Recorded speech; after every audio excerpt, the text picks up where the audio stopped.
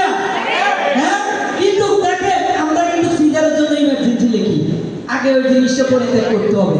আপনার যদি ক্ষেত ভালো হয়, যদি আপনার ক্ষেত ভালো, ক্ষেতের উর্বরতা ভালো হয়, ফসল যেটা দিবেন এটাই উঠবো, ঠিক কিনা? কিন্তু যদি ক্ষেত ভালো না হয়, ফসল যেরকমই না উঠতো না। তো তেমনি আগে স্বেচ্ছাসেবী পরিষ্কার হন, নিট অ্যান্ড ক্লিন হন, ভালো কাজ করেন। আজকে আমি কিছু বিষয় দেখলাম, আমি কিন্তু 4:55-তে আজকে 4:55-তে ঘুম থেকে উঠছি। উপরে একজন আছে, যদি মিথ্যা কথা বলি, শুধু এই প্রোগ্রামটা আজকে আমাদের সংগঠন দুইটি প্রোগ্রাম করতেছে। একটি হচ্ছে friends blood bank Barura, RT আমরা প্রতিনিধি 4 জন আছি, 11 ব্লাড কনজুল। আমি যদি 4:55-তে ওই লাকসাম থেকে আসতে পারি, আপনি কি আকাউরা থেকে 10টা বাজে আসতে পারেন না? 20 জন স্বেচ্ছাসেবী রাখেন, 30 জন স্বেচ্ছাসেবী। সংগঠন বাড়ি করার কোনো প্রয়োজন নেই, তেল মারার কোনো প্রয়োজন নাই। ব্যক্তির পূজা না করে ব্যক্তির গুণের পূজা করবেন, ব্যক্তির পূজা করবেন না ব্যক্তির গুণের পূজা করবেন। সংগঠন 20-30 জন ব্যক্তি রাখবেন, তাদেরকে দিয়ে কাজ করবেন। শত শত ব্যক্তির কোনো কাজ নাই। কমিটিতে 30 জন ব্যক্তি রাখেন, তাদেরকে দিয়ে সম্ভব। ব্লাড কি সবাই ম্যানেজ করে? আপনারা যারা আছে ক্ষমতা দৃষ্টিতে দেখবেন, ব্লাড ম্যানেজ করে 8 জন 10 জন রবিনের মতো ছেলে। ওরকম একটা ছেলে আমি আকাউন্টে দেখি না, যদিও ভাই আমার বড় হইব, আমি এরকম ব্যক্তি আকাউন্টে দেখি না। তবে আপনাদের উদ্দেশ্যে যেটা বলবো, একটু আজকে 3টা তো সময় দিবেন, বেশি কিন্তু আজকে 3টা তো 2 ঘন্টা সময় দিতে পারেন না। এখানে একজন উপস্থাপক দেখলাম, সে কি 10 মিনিট উপস্থাপন করে চলে গেছে।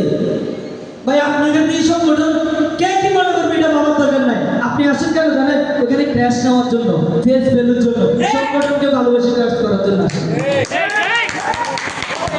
বিষয়গুলো অত্যন্ত বেড়ে পারে, যারা সংগঠনকে ভালোবাসতে জানে না, আপনি বেশি দিন থাকতে পারবেন না।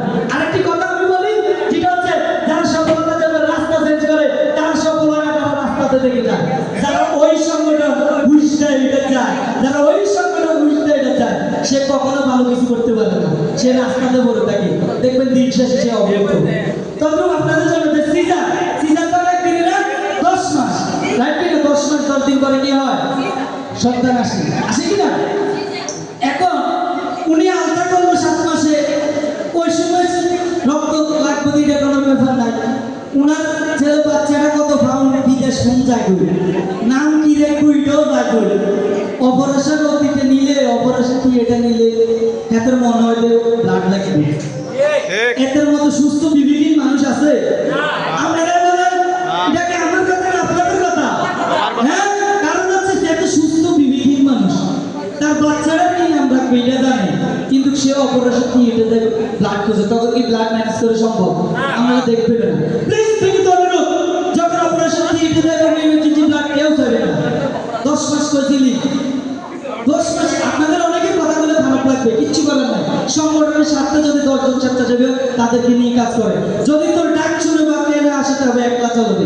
সংগঠনের জন্য একলা কাজ করবে, তত সংগঠনে এরকম তেলবাজি ভাগ করে এগুলোটা করবে না। তত বেশি একটা সিজার হিমোগ্লোবিন 10-এর নিচে থাকলে ব্লাড লাগবে। তবে অনেক ডাক্তার বলে 9 যখন 9 থাকে তখন কিন্তু ব্লাড দেয় না, 9-এর নিচে হলে ব্লাড লাগবে। আগে বিষয়টা বুঝবেন, একটা মানুষের যারা মারা আছে বিশেষ করে তাদের হিমোগ্লোবিন 11-12 হয়। অন্যান্য ক্ষেত্রে হয়তো একটু কমে যাবে, উঠে নামা আপ ডাউন করে, উঠে নামা করে। মোবাইলে যেরকম চার্জ দিলে একটু বাড়ে, আবার টিপলে কমে না, এরকম হয়তো বিভিন্ন সমস্যার কারণে তাদের হিমোগ্লোবিনটা আপ ডাউন করে, উপরে এবং নিচে যাবে। কিন্তু উনাদের প্রাপ্ত যারা, তাদের শরীরে হিমোগ্লোবিন 11-12 থাকে। এখন যখন বললো ব্লাড লাগবো, আপনার প্রেশার যদি খায় 60, ওইটাই 160। রুগীর লোক কি হাঁটো, আপনি বড় হাঁটো, ব্লাড লয়ে যাবে 2-3টা, নিজ ইচ্ছা কয় ব্লাড লাগবে না, তখন কিন্তু নিজের অসহায় মনে হয়, গরিব মনে হয়, যে মেসি এরকম মনে হয় না। আমার জীবনে মনে হয় চাইবে আমি হসপিটাল থেকে দিয়েছি, কইছি করতে হবে না কাজ, তারপরে সিদ্ধান্ত নিয়েছি। আরেকটা বিষয় হচ্ছে আপনার চাকরি ভাই আছে, উদিত ভাই এবং ব্যবসায়িক আছেন যিনি আলাইন ভাই, পাশাপাশি সহকর্মীরা যারা একটা সুন্দর আয়োজন করার জন্য তারা আমাদের সুযোগ করে দেওয়ার জন্য নবগত সুযোগ করে তাদের ব্যক্তিগত ব্যবহার করেছে। আচ্ছা, বিশেষ করে আমি একটা কথা বলতে চাই, আমরা যখন রক্ত সংগ্রহ করি বা রক্ত দিতে যাই, তখন আমাদের কিন্তু অনেক সময় অনেক কিছুর সমস্যা পড়তে হয়। বিশেষ করে দেখা যায় অনেকে আপনি যখন ফোন দিবেন তখন বলবে কি, আমার গাড়ির তো আমার কাছে টাকা নেই, আমার কাছে কি নাই টাকা নেই, ওই বাইকটা কি তেল না। যে আপনারা যদি টের পাই এইসব দিয়ে আমরা আসতে পারবো। আসলে এইগুলো আপনারা পড়ে রাখতে হবে। পরিশেষে আখাউড়া ব্লাড প্রতিষ্ঠা উপলক্ষে পাশাপাশি ওদের আগামী যাতে অনেক সুন্দর এবং মনোরঞ্জন হয় সে আশা ব্যক্ত করে আমি সকলকে আবারও শ্রেণীবিশেষ সালাম এবং আদাব জানিয়ে আমি আমার সংক্ষিপ্ত বক্তব্য শেষ করছি। আল্লাহ হাফেজ। আল্লাহ হাফেজ।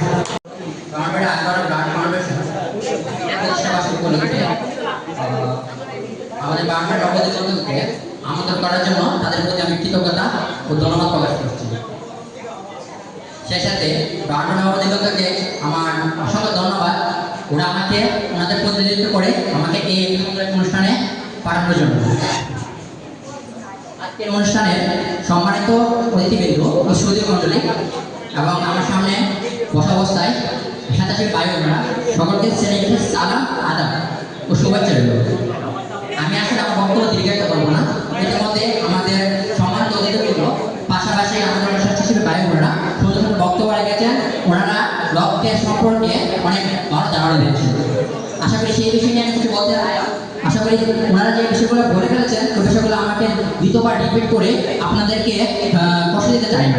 বিশেষ করে আমি পাশে যেসব ভাই বোনদের দেখতে পাচ্ছি, আপনারা যদি কষ্ট করে মাত্র 3 মিনিট সময় আপনারা যদি বসে আখাউড়া ব্লাড ফাউন্ডেশন আজ তৃতীয় বর্ষে পদার্পণ করায় আমি আমার পানের সংগঠন মানব সভায় সৈয়দ ব্লাডের প্রতিনিধি জানাই আন্তরিক শুভেচ্ছা ও অভিনন্দন। আজকে এই প্রতিষ্ঠাবার্ষিকী অনুষ্ঠানে মঞ্চে উপস্থিত আছেন সম্মানিত সভাপতি, প্রধান অতিথি, বিশেষ অতিথিবৃন্দ এবং আমার সামনে উপবিষ্ট বিভিন্ন সংগঠন থেকে আগত একজাক স্বেচ্ছাসেবী ভাই বোনেরা সকলকে আমার পানের সংগঠন মানব সভায় সদর ব্লাড ব্যাংকের পক্ষ থেকে জানাই আমার সালাম। আসসালামু আলাইকুম ওয়া রাহমাতুল্লাহ। সম্মানিত স্বেচ্ছাসেবী ভাই বোনেরা, আমরা যদিও এখানে বিভিন্ন সংগঠন থেকে এসেছি, তবে আমাদের সকলের কাজই হচ্ছে কিন্তু একটি, স্বেচ্ছায় সেবা প্রদান করা, নিজের খেয়ে আরেকজনের সেবা প্রদান করা। আমরা চাই ব্রাহ্মণবাড়ি এবং পার্শ্ববর্তী জেলা কুমিল্লা জেলা থেকে যারা আগত হয়েছেন সবাইকে পাশে রেখে কাঁধে কাঁধ মিলিয়ে আমরা যেন আগামীতে আমাদের এই স্বেচ্ছাসেবীর যে কার্যক্রমটি এগুলো যেন অনেক দূর এগিয়ে নিয়ে যেতে পারি। আপনারা আমাদের জন্য সকলে দোয়া করবেন। আর আখাউড়া ব্লাড ফাউন্ডেশনের কথা না বললেই নয়, তারা শুধু ব্লাড নিয়ে কাজ করে না, তারা ব্লাড ডোনেটের পাশাপাশি বিভিন্ন দুর্যোগে, যেমন গত বছর আখাউড়াতে ইন্ডিয়া থেকে যে পানি এসেছে, বন্যা হয়েছে, সেই দুর্যোগে তারা পাশে ছিল এবং বিভিন্ন অসহায় রোগীকে তারা অর্থ দিয়ে চিকিৎসা করেছেন। তার পাশাপাশি বিভিন্ন ভালো কর্মকাণ্ডে তারা জড়িত। আমি সর্বোপরি আখাউড়া ব্লাড ফাউন্ডেশনের সফলতা কামনা করে আমি আমার সংক্ষিপ্ত বক্তব্য এখানে শেষ করছি। সকলকে আমার আবারও সালাম। আসসালামু আলাইকুম।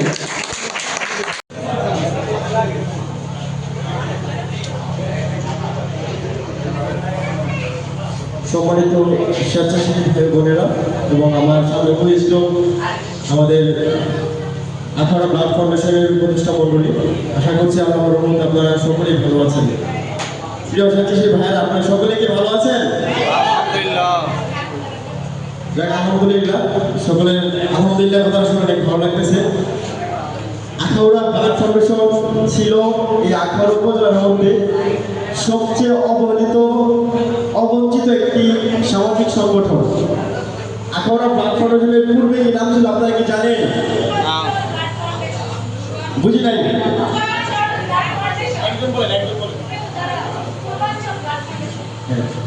পূর্বাঞ্চল ব্লাড ফাউন্ডেশন বা পূর্বাঞ্চল ব্লাড ব্যাংক, এই নামটা কেন তারা শুনেছিলেন? আখাউড়া ব্লাড ফাউন্ডেশন হওয়ার আগে শুনেন নাই। আখাউড়া ব্লাড ফাউন্ডেশন নামকরণ করার পরে এটার কাজের স্পিড, স্বেচ্ছাসেবীদের আকর্ষণ এতটাই বেড়ে গিয়েছে, তাদের মানুষের প্রতি যে ভালোবাসা, ব্লাড নিয়ে প্রতিনিয়ত রাত দিন মানুষের পাশে থাকার যে আগ্রহ যেভাবে বেড়েছে, যখন পূর্বাঞ্চল ব্লাড ব্যাংক ছিল তখন সেটা আমরা দেখতে পাইনি। রবীন যখন আমাদের রক্তদান একটি ব্রাহ্মণে একজন স্বেচ্ছাসেবী কাজ করতে আসে, তখন রবীনকে জিজ্ঞাসা করেছিলাম, তুমি আগে কোন সংগঠনের কাজ করেছো? তো ভাই, আমি এই সংগঠনে 1-2 জন মিলে কাজ করি। তখন ফার্স্ট অফ অল যখন নামকরণটা করি, তখন তাদের আখাউড়া গাজীবাজারে আমি এবং আমার সংগঠনের সভাপতি রফিকুল ইসলাম, আমরা 3-4 জন আসি এবং ওইখানে উপস্থিত ছিল এই সংগঠনের উপদেষ্টা সজীব ভাই। উনি মনে হয় প্রবাসী। আরো কয়েকজন ছিল, সবাইকে নিয়ে একটা মিটিং করি। সেই মিটিংয়ের পরে আমি বলি যে এই নামটা চেঞ্জ করে আখাউড়াতে এমন একটা সংগঠন গড়ে উঠবে, যে সংগঠনটা প্রত্যেকটা মানুষের গর্বের কারণ হবে। তখন আমি নামকরণ করি আখাউড়া ব্লাড ফাউন্ডেশন। আর সেই নামকরণের পর থেকে আজকে এই আখাউড়া ব্লাড ফাউন্ডেশন প্রায় 14 থেকে 2000 বেড প্লাস রক্ত দান করতে বা মানুষকে সহযোগিতা করতে সক্ষম হয়েছে। সকলে জুড়ে একটি করতে দেবেন আখাউড়া ব্লাড ফাউন্ডেশন। সরকারের যে কর্মরত কর্মচারীরা আছে তাদেরকে চাপ প্রয়োগ করে আমাদের যেটা দরকার, আমাদের যাত্রীদের জন্য, আমাদের নিজেদের জন্য যেটা দরকার সেটা যাতে হাসিল করতে পারে।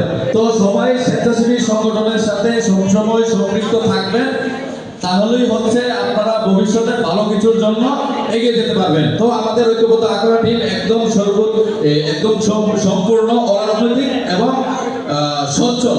এখানে যতজন সদস্য আছে সবাই বিনয়ী, সবাই খুব ফ্রেশ মেন্টালিটি, সবাই খুব ভালো মানুষ। তো আমি ঐক্যবদ্ধ আখাউড়া টিমের পক্ষ থেকে রক্ত থাকে 6 থেকে 7 লিটার। 6 থেকে 7 লিটার রক্তের মধ্যে এক ব্যাগ রক্ত দিলে শরীরের উপর আসলে বৈজ্ঞানিকভাবে তেমন ইফেক্ট করে না। একটু দুর্বলতা বা পানি শূন্যতা মনে হতে পারে, তেমন কোনো সমস্যা হয় না। এটা আমরা দিতে পারি। এছাড়া আমাদের যে রক্ত পরীক্ষাগুলো থাকে এগুলো সাধারণত 120 দিন জীবিত থাকে। 120 দিন পর এগুলো অটোমেটিক মরে যায়। অস্থিমজ্জা থেকে নতুনভাবে আবার রক্ত তৈরি হয়। যে রক্তটা এমনিতে মরে যেত, ওটা যদি আমরা একজনের বিপদে দান করি, স্বেচ্ছায় দিই, এটা কিন্তু একটা সওয়াব, উপকার, এবং যে গ্রহণ করলো তার জন্য একটা অনেক উপকার হয়।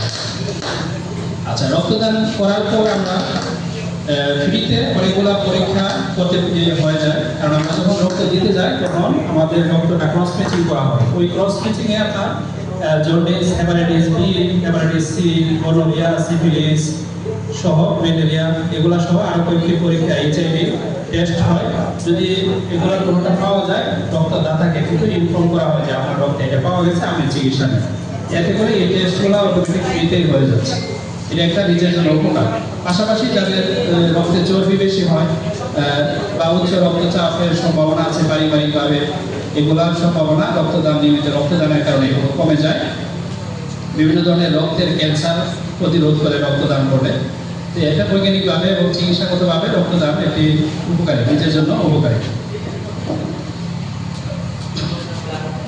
পাশাপাশি রক্তের আমরা আসলে কেউ জানি না কার কখন রক্ত লাগবে, হঠাৎ করে অ্যাক্সিডেন্ট, দুর্ঘটনা এতে লাগে। এছাড়া প্রসূতি এবং রক্তপাত যাদের হয়, প্রেগনেন্সি, গর্ভবত অবস্থায় অনেকটি রক্তপাত হয়, বা সিজারের সময় রক্ত লাগে, এইসব ক্ষেত্রে হঠাৎ করে জরুরি রক্তের প্রয়োজন হয়ে পড়ে। এই ধরনের একটি স্বেচ্ছাসেবী সংগঠন থাকার কারণে যে কোনো সময় মানুষের রক্ত পেতে পারে, একটি আস্থার জায়গা তৈরি হচ্ছে। তো এই সংগঠনের সাথে জড়িত যারা আছেন সবাইকে বলবো আমাদের এই ব্লাড ফাউন্ডেশনের কার্যক্রম চালু হয়। তো এখানে আমাদের অনেক সরকারি কর্মকর্তা রয়েছেন এবং সামাজিক সংগঠনের প্রতিনিধি রয়েছেন। সকলকে আমার সালাম, আসসালামু আলাইকুম। আমি বিশেষ করে আমাদের সরকারি উদ্যোক্তা কর্মকর্তাদের দৃষ্টি আকর্ষণ করছি যে আমাদের আখাউড়া ব্লাড ফাউন্ডেশন একটি অরাজনৈতিক স্বেচ্ছাসেবী সংগঠন। আমাদের সংগঠনটি যেভাবে দ্রুত সরকারিভাবে রেজিস্ট্রেশন করতে পারি, আপনারা সেইভাবে আমাদেরকে একটু সহযোগিতা করবেন। আপনাদের সহযোগিতা আমাদের একান্ত কাম্য। বিশেষ করে ধন্যবাদ জানাই যারা আমাদেরকে দেশ বিদেশ থেকে সহযোগিতা করেছেন সবাইকে, এবং কি দেশের বিভিন্ন স্থান থেকে সামাজিক সংগঠনের প্রতিনিধিরা আমাদের এখানে উপস্থিত হয়ে আজকে আমাদের এই অনুষ্ঠানটি সুন্দরভাবে পরিচালনা করতে সহযোগিতা করেছেন। আসসালামু আলাইকুম।